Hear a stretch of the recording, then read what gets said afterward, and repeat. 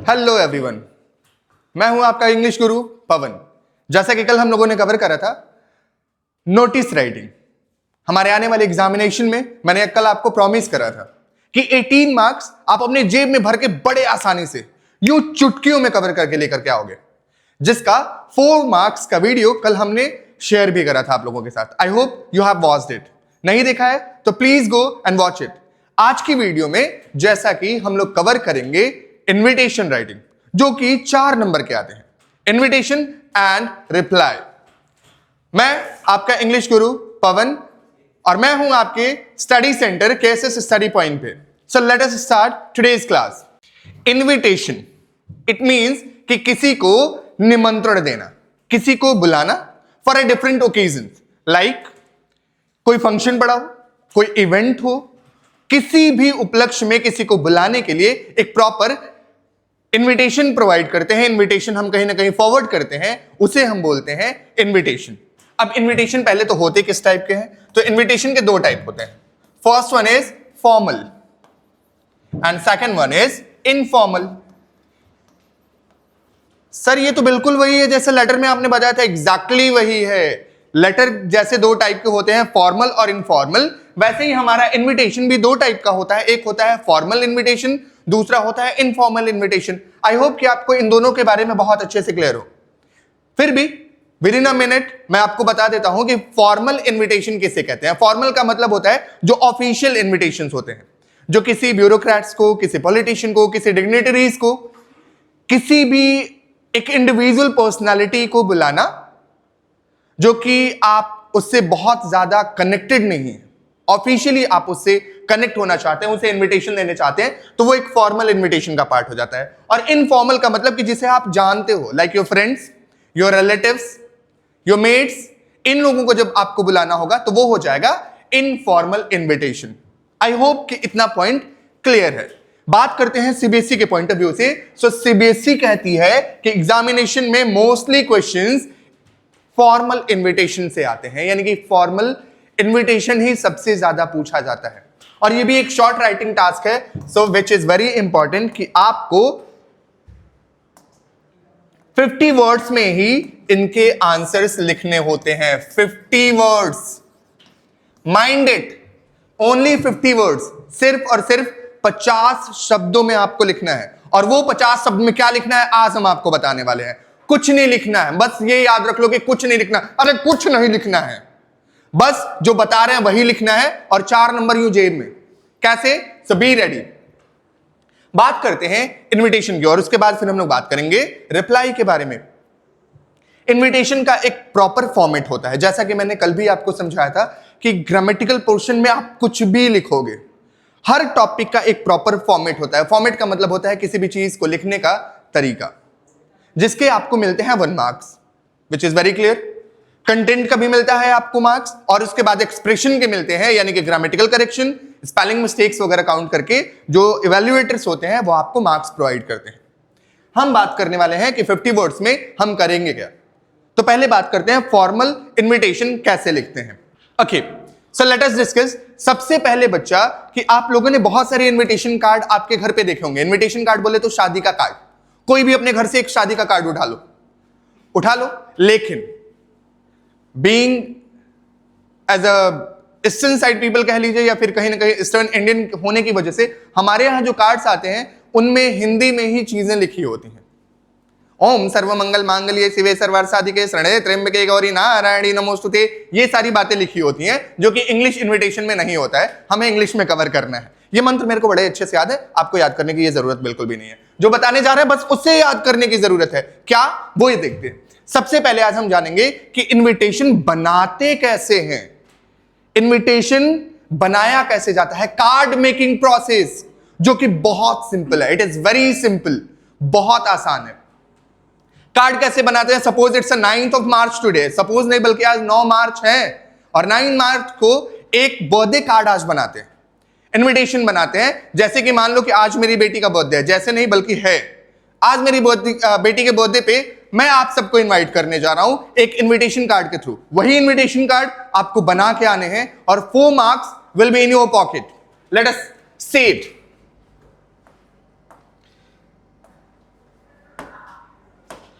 करना क्या है कि जब भी आपको आज है 9 मार्च और आज मैं आपको अपनी बेटी के बर्थडे का एक इनविटेशन कार्ड ड्राफ्ट करके बताता हूं, जो कि इनविटेशन कार्ड आपके एग्जामिनेशन में भी आता है। दूसरा होता है लेटर टाइप, एक होता है card type invitation, another one is letter type invitation. ये सारे फॉर्मल लेटर्स की बात कर रहे हैं, फॉर्मल इनविटेशन की बात कर रहे हैं। कार्ड टाइप सबसे पहले हम बात करेंगे कि कार्ड टाइप में बनाते कैसे हैं। तो जैसा कि आप सबको पता है कि सबसे पहले हमें फॉलो करना होता है एक फॉर्मेट, एक पैटर्न। तो फॉर्मेट जरा गौर से देखना, हम पहले मेंशन कर लेते हैं यहां पे फॉर्मेट होता क्या क्या है। फॉर्मेट में सबसे पहली जो चीज होती है बच्चा, वो होती है आपकी नेम ऑफ द होस्ट। पहला होता है नेम ऑफ द होस्ट, यानी कि कोई ना कोई तो होगा जो आपके फंक्शन को ऑर्गेनाइज कर रहा होगा, जो होस्ट कर रहा होगा। जैसे मेरी बेटी का बर्थडे है, कौन करेगा? हम प्लान करेंगे, I am the host of the function.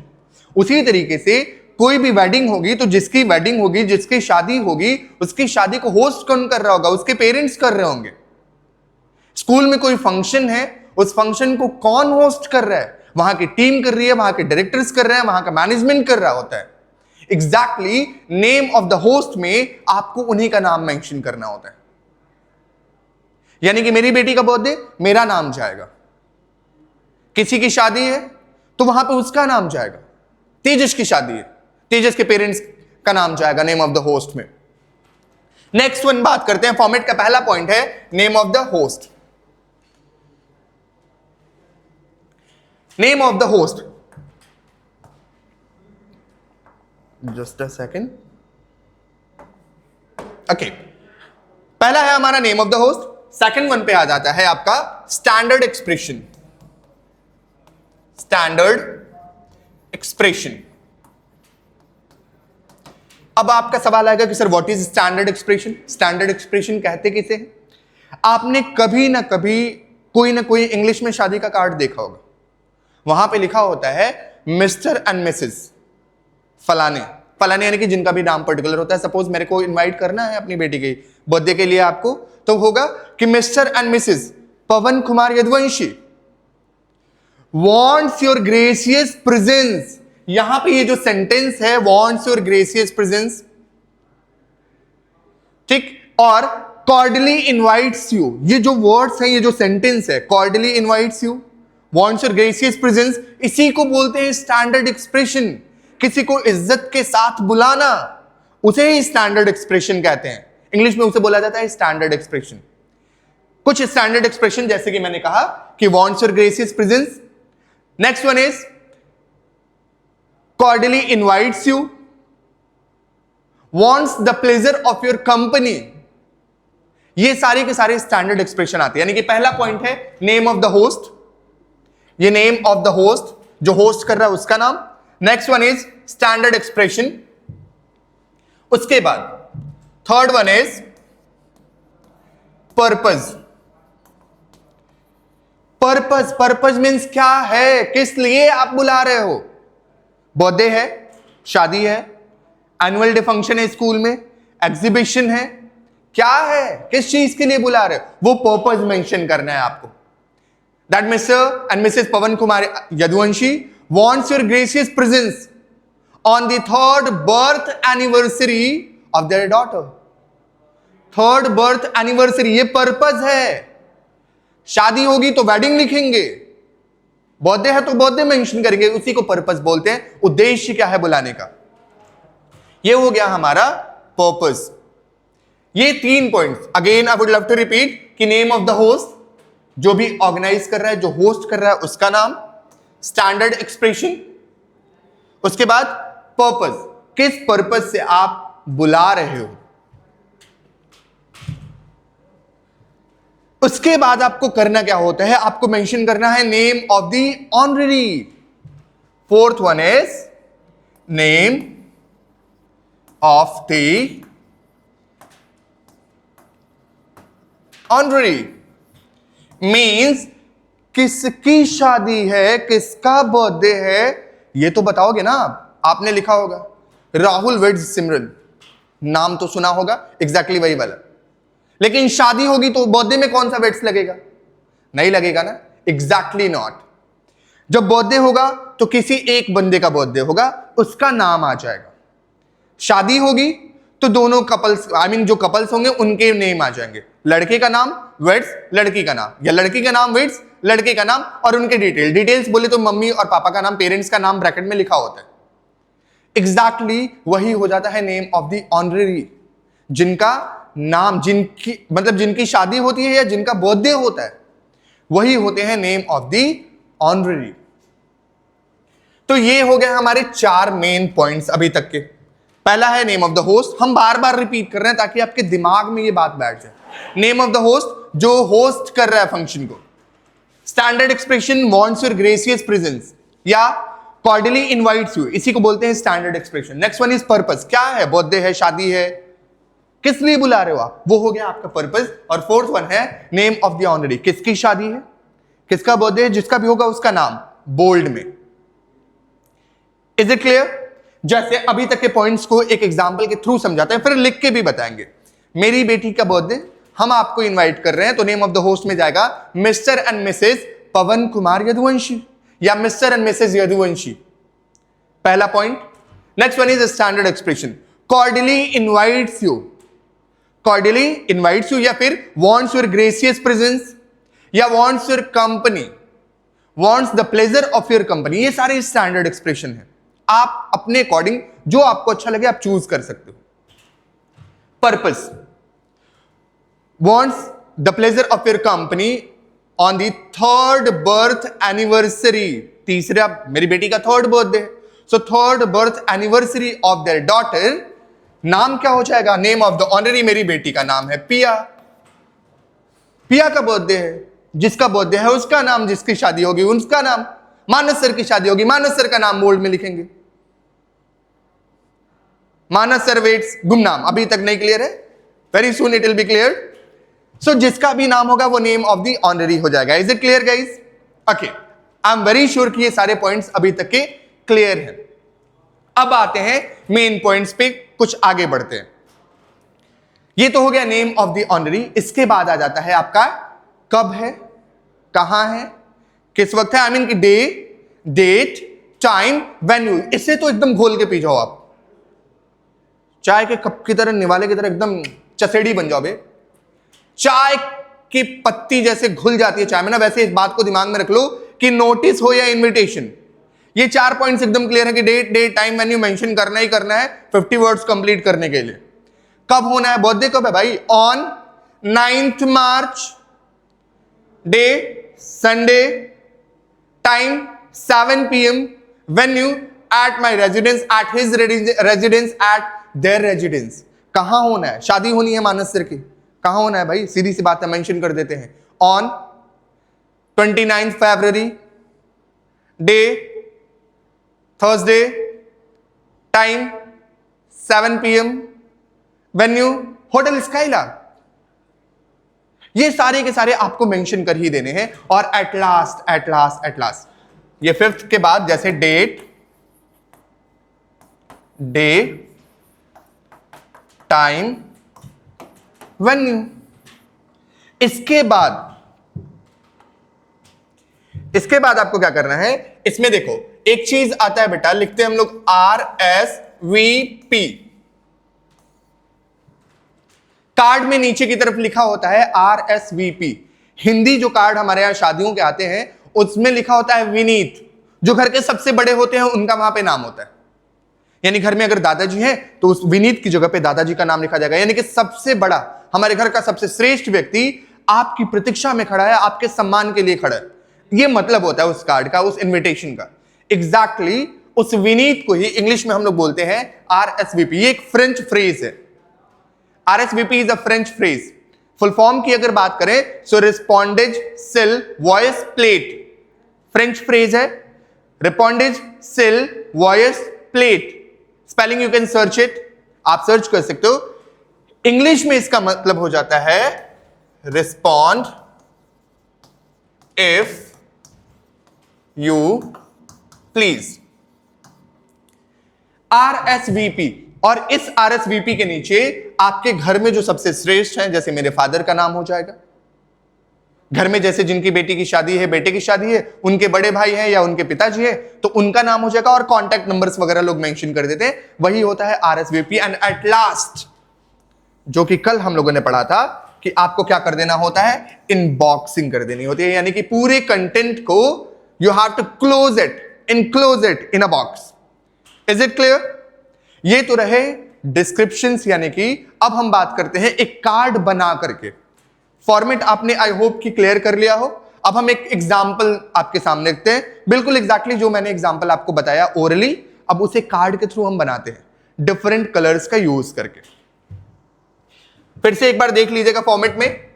First one is name of the host. मुझे लग रहा है कि आई थिंक दिख नहीं रहा, थोड़ा सा ऊपर वाले को थोड़ा सा हम चेंज कर लेते हैं कलर। पहले तो इसे इरेज कर लेते हैं।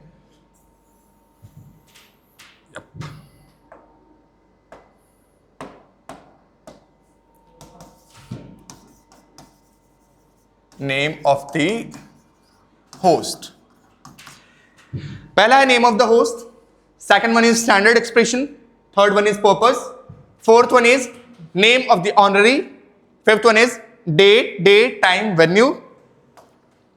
उसके बाद नीचे लेफ्ट साइड में लिखेंगे RSVP, जिसका मतलब होता है रिस्पॉन्ड इफ यू प्लीज, और उसके नीचे घर में जो सबसे श्रेष्ठ हैं, जो सबसे बड़े हैं, उनका नाम और उनके कॉन्टेक्ट डिटेल्स कार्ड वगैरह पे मेंशन कर सकते हैं। अब हम चलिए बनाते हैं अपना नेक्स्ट, यानी कि we are going to make an invitation card. Exactly वही इन्विटेशन कार्ड जैसा मैंने कहा कि मेरी बेटी का बर्थडे है। चलिए आज आपको बुलाते हैं सबको। What is the first point? Name of the host. कैसे मेंशन करेंगे? बिल्कुल ऐसे ही, Mr and Mrs Pawan Kumar Yaduvanshi. Exactly, ये हो गया हमारा पहला point complete. Name of the host. कौन होस्ट है? मेरी बेटी का बर्थडे, मैं होस्ट हूं, मैं फंक्शन होस्ट कर रहा हूं, इसलिए यहां पे नाम आ जाएगा Mr and Mrs Yaduvanshi, Mr and Mrs Agarwal, Mr and Mrs Bharadwaj, Mr and Mrs Sharma. Exactly ऐसे ही आपको नाम मेंशन करना है, इससे रिप्लेस कर देना है हर बार।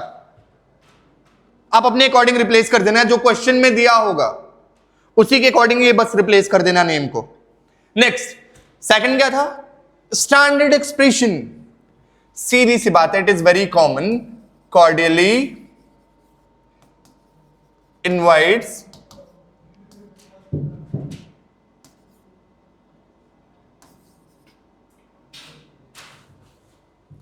cordially invites you, Mr. and Mrs. Pawan Kumar Yaduvanshi cordially invites you। इसकी जगह पे आप दूसरा भी लिख सकते हैं, wants your gracious presence, wants the pleasure of your company। आप अपने अकॉर्डिंग चूज कर लेना। Is it clear? Very good.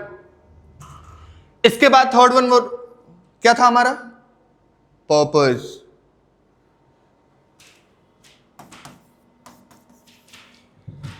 Purpose क्या है भाई? Third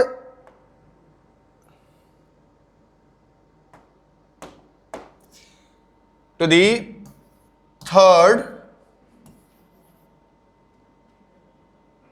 birth anniversary. Now take a look. मैंने इसे थोड़ा सा हाईलाइट कर दिया, आई मीन की बोल्ड कर दिया। बिल्कुल बोल्ड करना पड़ेगा आपको भी। आपको भी पर्पस को बोल्ड करके ही लिखना है एग्जामिनेशन में। 4 नंबर एकदम जेब में भर के आओगे यार। एग्जैक्टली। और सबसे बड़ी बात कि बहुत कम टाइम में। ये हो गया हमारा पर्पस। पहला था हमारा name of the host, standard expression, purpose, यानी कि Mr and Mrs Pawan Kumar Yaduvanshi cordially invites you to the third birth anniversary of there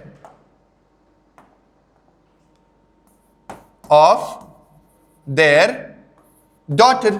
चूंकि बेटी का बर्थडे है, so that is why of their daughter. इसके बाद आ जाता है हमारा next, name of the honorary. Format तो यही कहता है, name of the honorary, exactly. Honorary कौन है हमारा, क्या नाम था, किसका बर्थडे है? एग्जैक्टली, बर्थडे है पिया का। ये हमने मेंशन कर दिया, name of the honorary. Next point was date, day, time, venue. कब है? On 9th March, Sunday at 7 PM at their residence.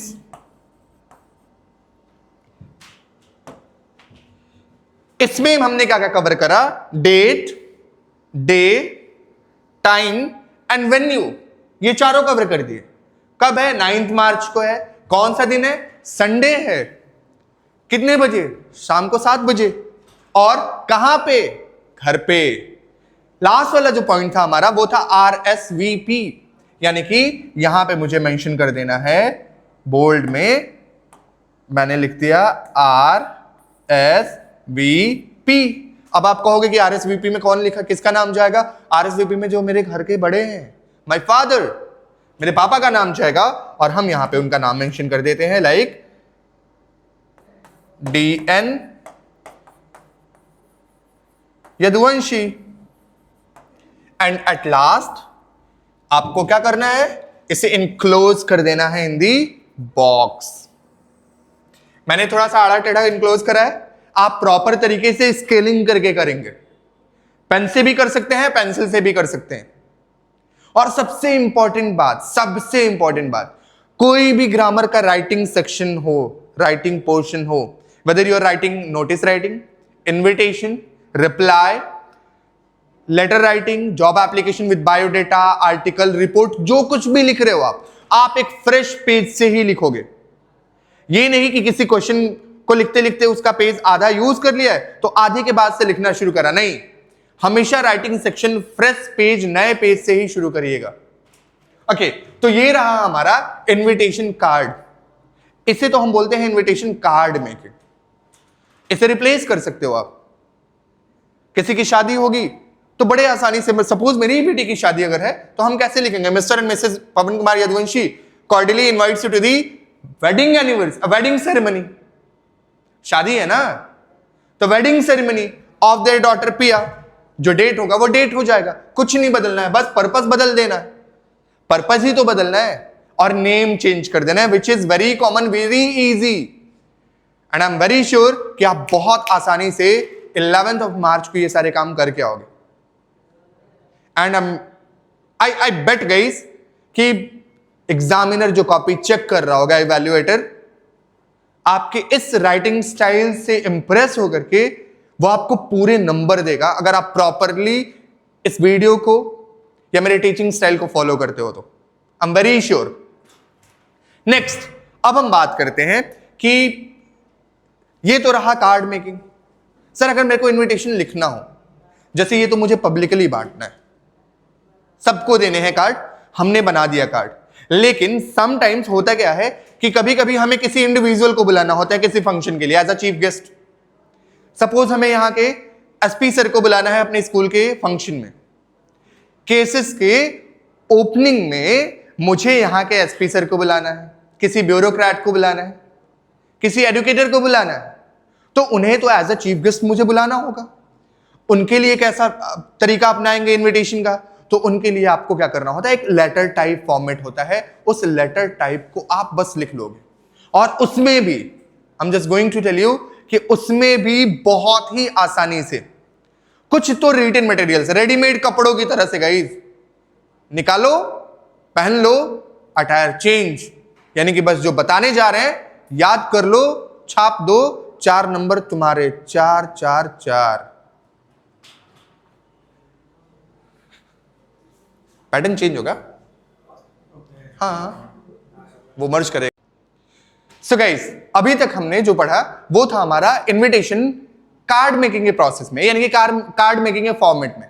कि हम किसी को कार्ड बना करके कैसे इनवाइट कर सकते हैं। लेकिन अब हम जो लिखने जा रहे हैं, अब हम जो पढ़ने जा रहे हैं, वो है हमारा इनविटेशन लेटर टाइप। यानी कि समटाइम्स होता क्या है कि कभी कभी आपको किसी ब्यूरोक्रेट को, किसी बड़े अधिकारी को आपके स्कूल के फंक्शन में, एग्जीबिशन में, एनुअल डे में, स्पोर्ट्स डे में, डिबेट में, स्पीच कंपटीशन में, सिंगिंग कंपटीशन में, ऐसी जगहों पे किसी इंडिविजुअल को एज अ जज बुलाना होता है, एज अ चीफ गेस्ट बुलाना होता है, तो आपको लेटर टाइप के वे में जाना पड़ता है।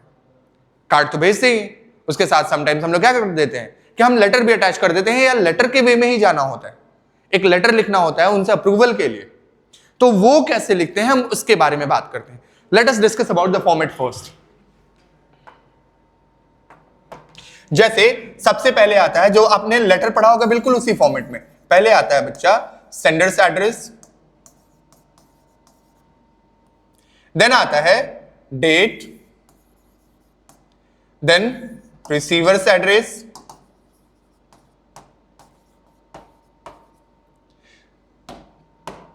देन आ जाता है आपका सब्जेक्ट, देन आ जाती है आपकी बॉडी, सॉरी सॉल्यूटेशन।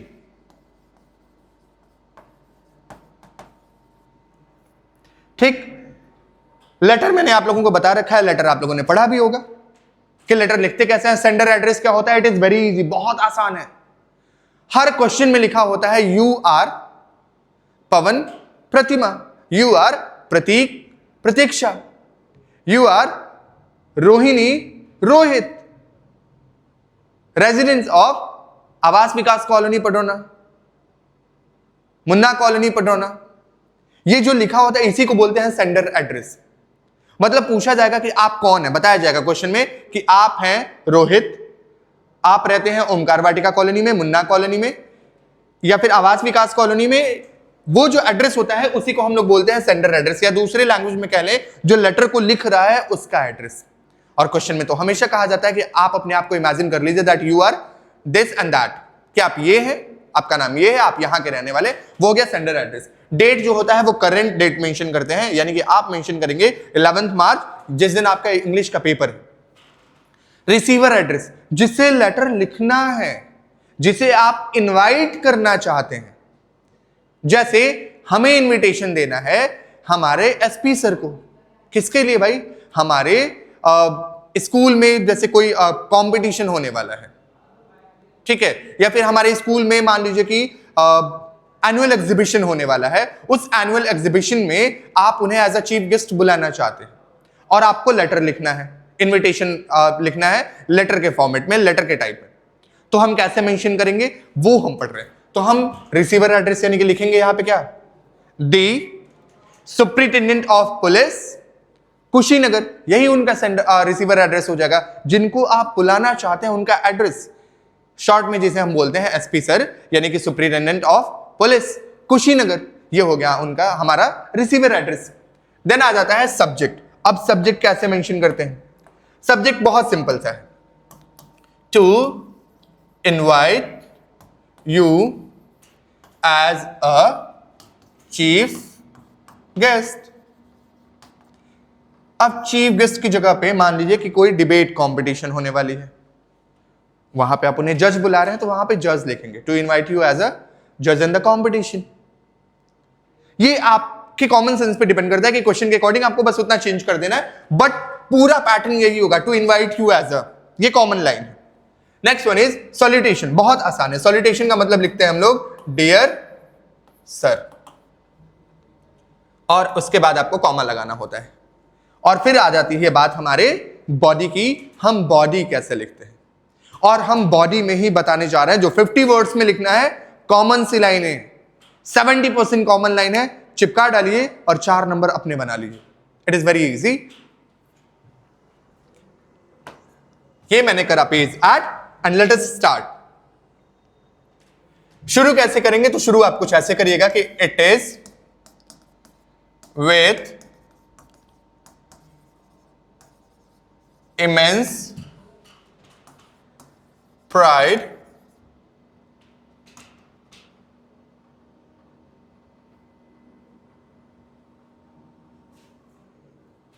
एक मिनट, यहां से ऐड ऑन करना पड़ेगा, कट करिएगा जरा थोड़ा सा। It is with immense pride that, ये वाली जगह मैंने थोड़ी सी ब्लैंक छोड़ दी है, यानी कि यहां पे आपको थोड़ी सी डिटेलिंग कर देनी है। जैसे कि एग्जाम्पल के तौर पे मैंने कहा कि हमारे यहाँ स्कूल में एनुअल एग्जीबिशन होने वाला है, तो हम वहां पे फिल कर देंगे कि that it is immense pride that our school is going to organize annual exhibition. Abhivyakti the journey of 14 years. आप बिल्कुल इसी तरीके से, जैसे मान लो हमारे न्यू इंस्टीट्यूशन का, नए केसेस स्टडी पॉइंट का इनॉग्रेशन है, तो हम वहां पे मेंशन करेंगे कि it is with immense pride that our new coaching centre cases the study point is going to be inaugurated on 20th of March। कि हमारे नए इंस्टीट्यूशन का इनॉग्रेशन जो है वो कब होने जा रहा है? 20 मार्च को। अगर आपके यहां कोई फंक्शन पड़ रहा है, कुछ डिबेट कंपटीशन करवा रहे हैं, वो कंपटीशन किस दिन होगा उसका डिटेलिंग आपको बस यहां पे मेंशन कर देना है, डिटेलिंग क्वेश्चन के अकॉर्डिंग। ये लाइन पूरी की पूरी कॉमन है।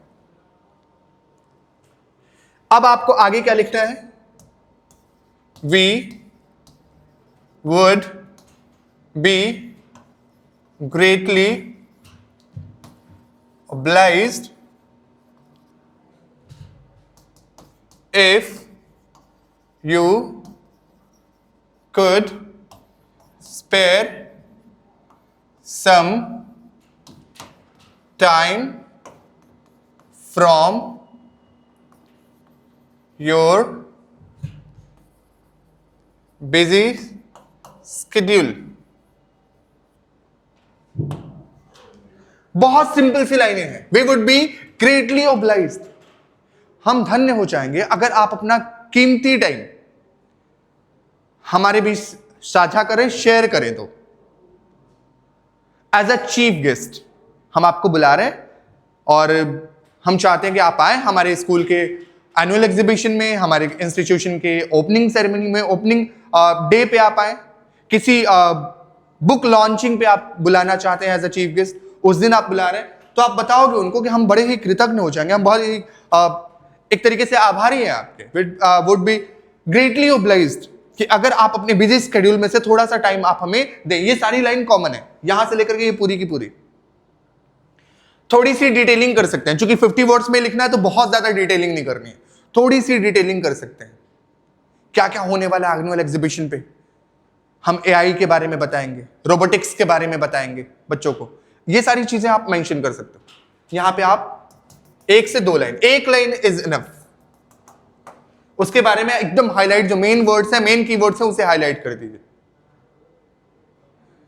आई एम वेरी श्योर कि आपको सारी बातें बहुत हद तक समझ में आ रही है। इसके बाद लास्ट में जो लाइन है बहुत कॉमन है कि please confirm your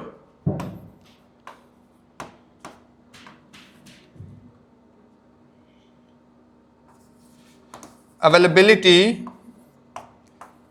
by earliest।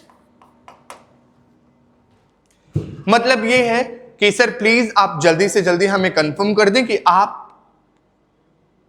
का टाइम जो है वो हमें मिल सकता है या नहीं, ताकि हम आगे के प्रोसीजर को फॉलो कर सकें। भाई एनुअल डे फंक्शन है, एग्जीबिशन है, तो कार्ड भी प्रिंट कराने हैं एज अ चीफ गेस्ट। हमें बताना पड़ेगा लोगों को कि हमारे एसपी सर आ रहे हैं, डिस्ट्रिक्ट मजिस्ट्रेट आ रहे हैं, या जो भी आ रहे हैं डिग्निटरीज। जब तक वो आपको कंफर्म ना कर दें कि हाँ वो आ रहे हैं, आप कैसे कार्ड प्रिंट कर सकते हो? नहीं कर सकते। इसलिए लास्ट की लाइन जो है वो please confirm your availability by earliest. और लास्ट में बिल्कुल वही थैंकिंग यू जो आपने हर लेटर में पढ़ा होगा। एग्जैक्टली ऐसे ही आपको लिखना है। क्या? Invitation writing letter type. अब इसमें मोस्ट ऑफ द लाइंस जरा गौर से देखिएगा, most of the lines common है। ये लाइन कॉमन हो जाएगी आपकी, ये लाइन आपकी पूरी की पूरी कॉमन है। 50 वर्ड्स में, डू नॉट फॉरगेट गाइस कि 50 वर्ड्स में आपको लिखने हैं।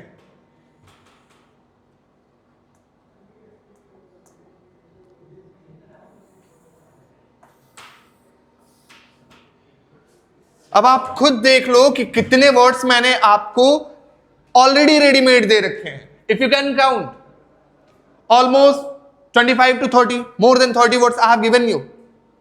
बाकी 10 से 15 वर्ड्स आपको डिटेलिंग कर लेनी है. क्या होने वाला है? प्रोग्राम होने वाला है. कौन सा प्रोग्राम? Annual exhibition.